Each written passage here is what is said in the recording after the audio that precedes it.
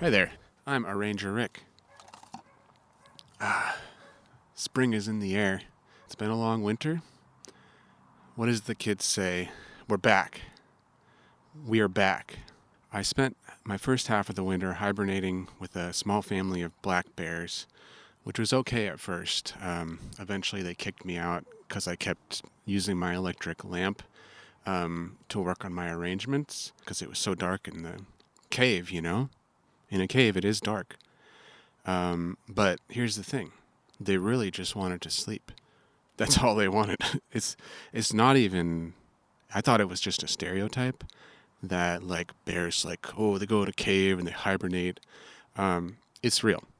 So, mad respect to those bears. Today, I'm going to be taking you on a harmonic landscape tour of the song Joy Inside My Tears by Stevie Wonder. I will be your tour guide. My name is Arranger Rick. Did I tell you my name yet? It's Arranger Rick, and I'm back after hibernation. Are we all caught up? So, Stevie Wonder. In my opinion, the greatest songwriter since the time of recorded music. Not only that, as an arranger, performer, singer, I feel like there's hardly any reason to cover any of his songs because the perfect version already exists, like the first one.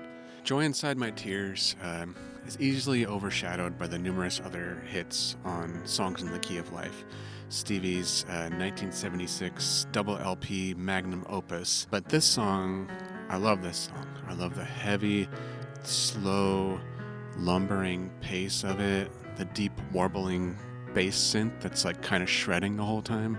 The whole mood just evokes nostalgia and kind of a deep history between the narrator and the person that they're addressing. I picture taking a walk with a good friend in the late afternoon or early evening, and the wind is blowing through the trees, and you're just kind of having a heart-to-heart, not because anything's bad or you need help or anything, God forbid, but just because you wanted to share with them that you appreciate them. So today I'm going to do my best to try to take you through the landscape of the song Joy Inside My Tears.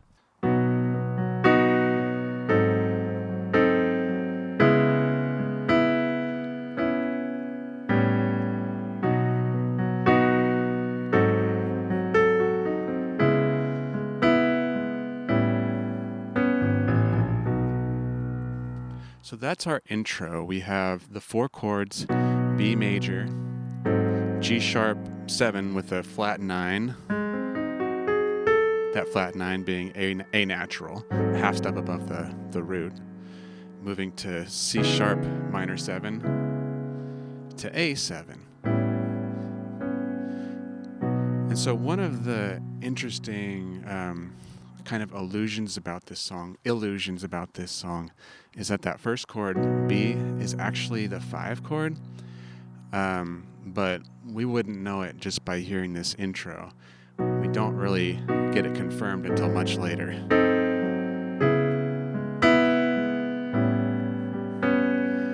Because what we have here really are kind of 2 points of gravity, points of tonal gravity. This B major, this kind of is like our 1 right now. We could just sort of pretend, and I've put on my sheet here both the B major analysis on top there as 1 and the E major analysis on the bottom as 5, which will come in handy later on.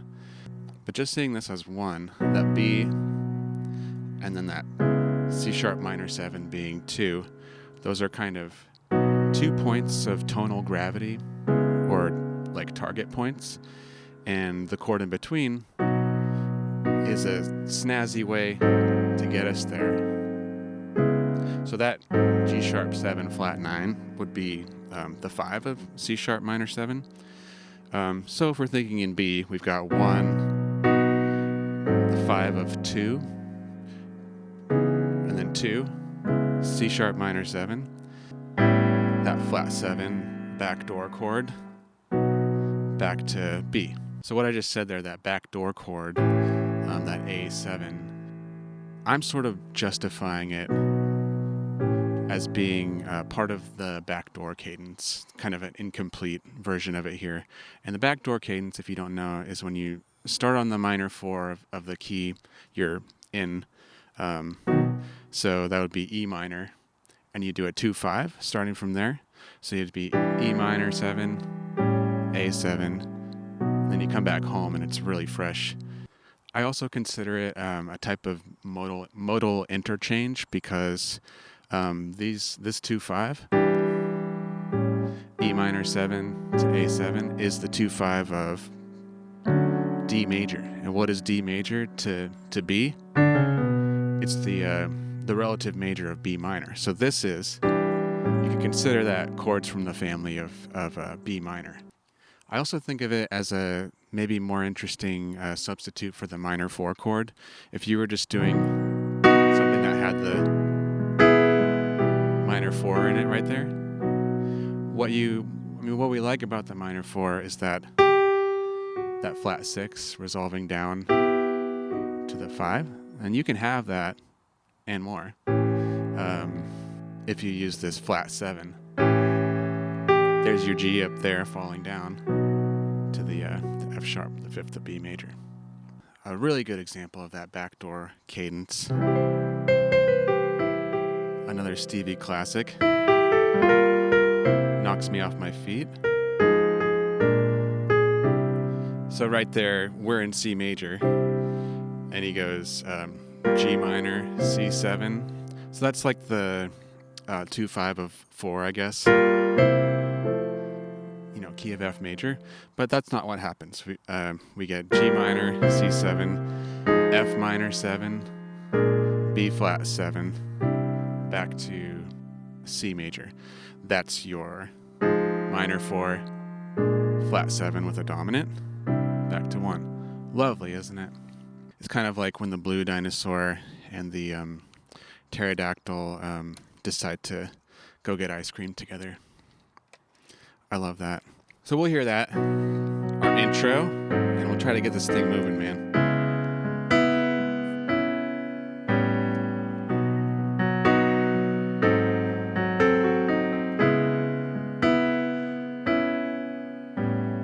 Verse.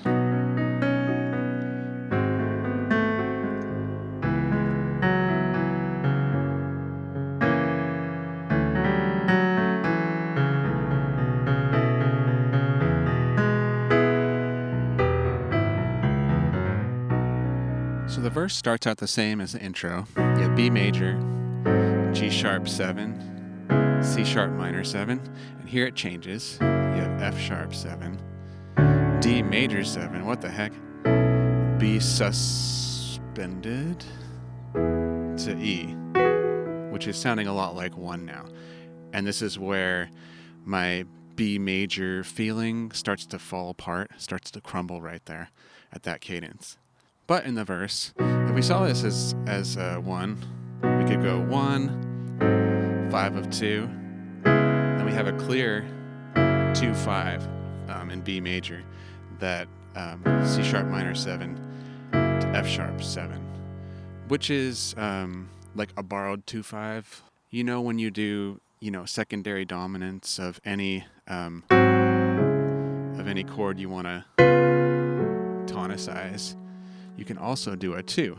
So if I wanted to go there, if I wanted to go to F sharp minor, I could also do a 2 like that. And I could set it up a little bit more regally. Cooler. More like Bach. Okay. Yeah, yes. But yeah, we're gonna include that borrowed 2-5 even once this starts to feel like E major. So going along, this is really the 5 of 6 here. C minor 7 is the 6. This is the 5 of 5. And this is the flat 7. Okay. This is not that strange once we get some context. And that's the 5 suspended to 1 E there. The flat 7, 5, 1 is in a lot of stuff, actually. One example I really like is In My Room by the Beach Boys, which is in B major.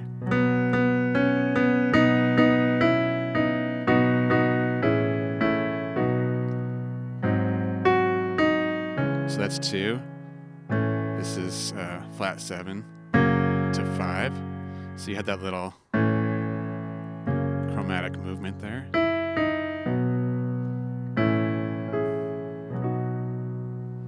And then for the second line, it's similar. We have B, G sharp 7, which is the 5 of 6. We have the borrowed 2-5, C sharp minor 7 to F sharp 7, 2 times. And then we really do go set it up for a 5 to get us into the chorus. But it's an augmented, to be augmented. Augmented 5, baby. Oh Darlin' by the Beatles is a classic example. So that augmented 5 chord, B augmented, is kind of like an R&B, soul, rock and roll cliche, waiting for the singer to come in. Like back when I used to play with Big Lou and the Dino Boys, he'd say, "Give me that augmented 5 before the head so I know when to come in," because he was off in the back room doing God knows what. That was the beginning of his downward spiral. And the melody here on the verse has kind of a little bit of a sequence. A 1, 2, 3, 2, 1, step up and step back down. Now, when we get to that G sharp 7, things get a little bit more complicated because he's using the notes in the diatonic E major scale, but they're creating like an altered dominant kind of situation here. So that's the flat 9. That's the sharp 9, and you see how close we're rubbing against the 3rd there. I was really shocked when I was transcribing this and I heard he was singing a sharp 9 there. I didn't think it was that spicy. It sounds so smooth, but it's in there. And then for C sharp minor 7, we have the 3rd to the 5th to the 4th to the 3rd. Now that C sharp is now the 5th of F sharp 7. So right there, he starts on the 9th of D major 7, that E, does the little blue note up to the G, back to the 3rd to the 9th, and just kind of back and forth on that C sharp and B to wrap up. And landing up high on the 3rd, that G sharp of E major. Really nice melody.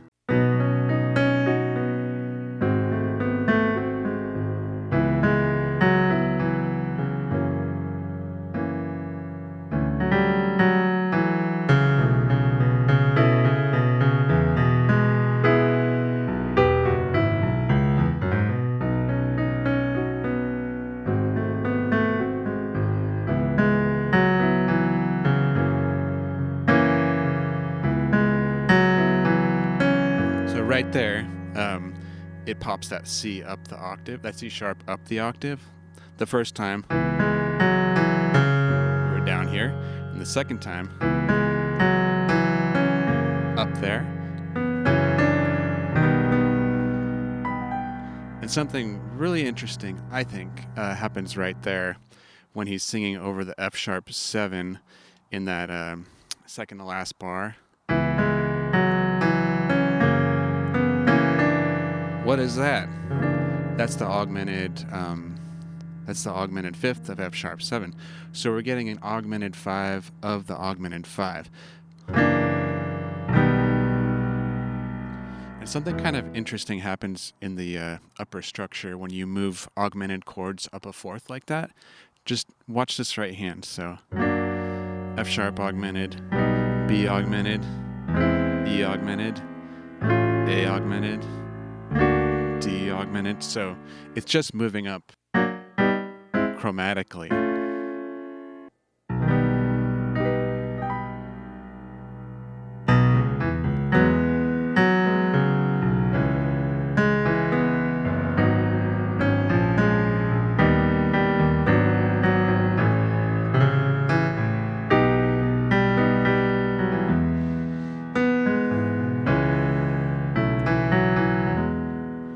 So E is definitely feeling like 1 at this point. So you've got E major, C sharp minor, G sharp minor 7, A sharp minor 7,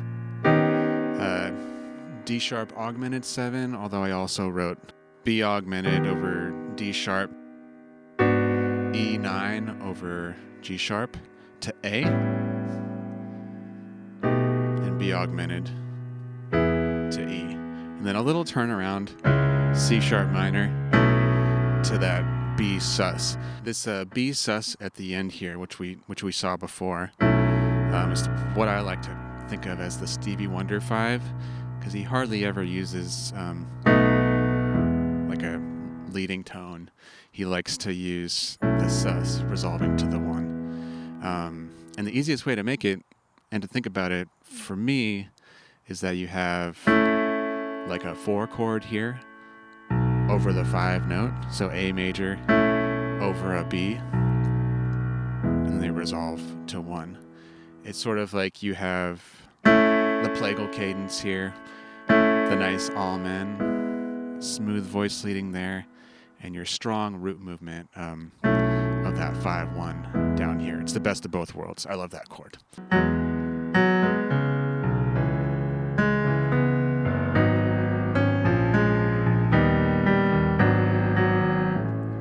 So that little string of chords there in the second measure, G sharp minor 7, A sharp minor 7, B augmented or D sharp augmented to E9 over G sharp to A, is really a handful there. Starting from the beginning, we have 1, 6, this is our minor 3, so no big issue there.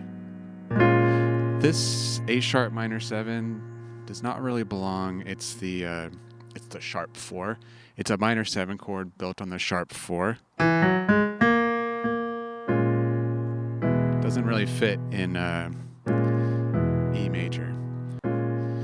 But one thing I just kind of realized is that he does a similar thing in Sir Duke, which is in the key of B flat major. He goes to E minor 7. So he likes doing that. He likes going to the tritone minor 7 chord.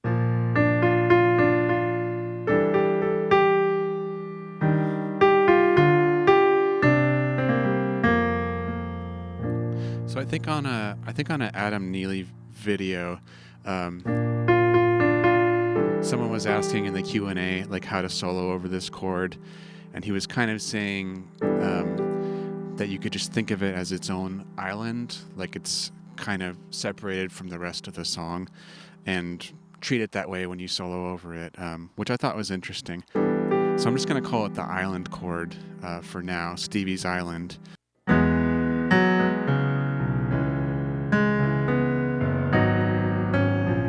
So in that island chord, the melody notes are C sharp and G sharp, which are the 3rd of A sharp minor 7 and the 7th.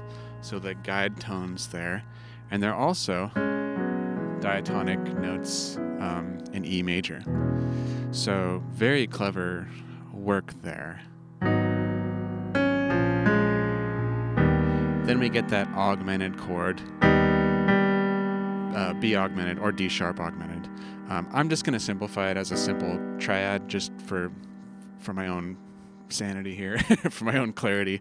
I like the voice leading too. So that G of the augmented chord moves down chromatically to the F sharp, which is the 9th of that E dominant chord there. Some folks might want to just call this G sharp half diminished. It just, the function gets a little lost there for me. So even if I'm not playing any E, whoa, hey, where's our trusty paper holding friend? There we go. You need a helper? Anyways, even if I'm not playing any E in that chord, I'd like to just see it as a the 5 of 4.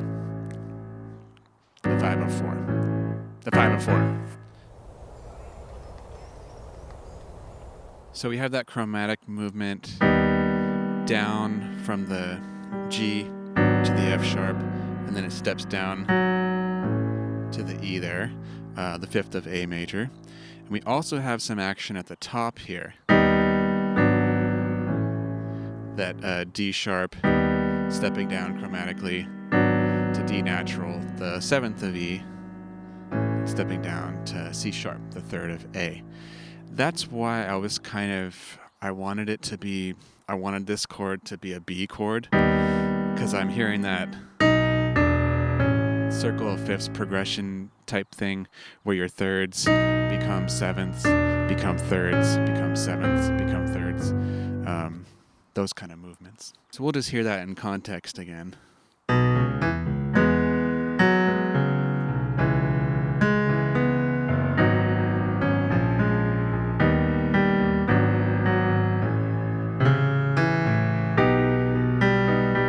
That's your B augmented, your augmented 5 again. C sharp minor to your B sus, and then the chorus starts again.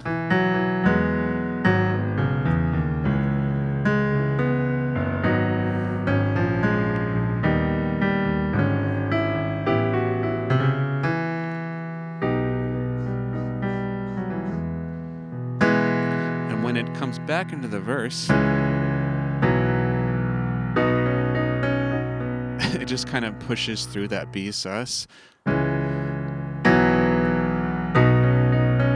in sort of like a weak cadence, like kind of a sameness when your turnaround chord is the same chord as the beginning of the next section. It's just kind of a mind trip because it's like, wait, I thought B wasn't 1. It starts to feel like 1 again. The kind of illusion, like your perspective kind of broadens. And especially in that chorus, when we have that weird sequence, it feels like he's showing us like how much more there is to the picture when someone is making life's history for you. It's like there's a lot of darkness there. There's a lot of foreign stuff that might be very personal. I know he would agree. He's got some darkness. But thankfully, with all these friends, this guy will never be alone. She's his sister. Anyways, so the only thing that we're missing here is a little tag that comes in after the second chorus, wherein after the C sharp minor, instead of going to B sus, we go to E7 over B, which is the 5 of 4. Which is the 5 of A, and because of that inversion, you get the same bass line, smooth voice leading. Let's hear that one more time. I couldn't hear over these crows. Do you hear that voice leading? Oh, man.